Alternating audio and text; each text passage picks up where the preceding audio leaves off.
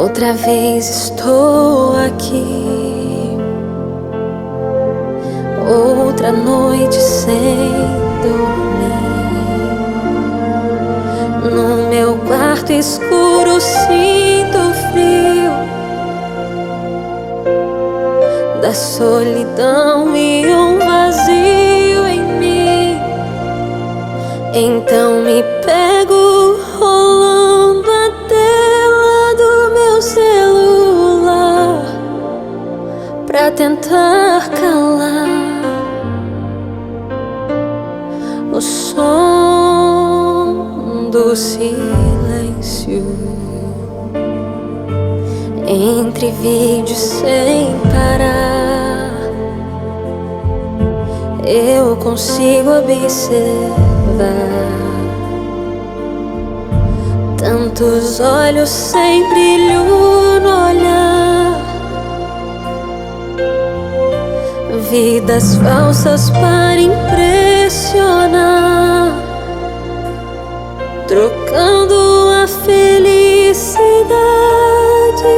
por um pouco de atenção. Em meio ao som do silêncio, então eu ouço uma voz sussurrar dentro de mim: desligue as telas para me ouvir.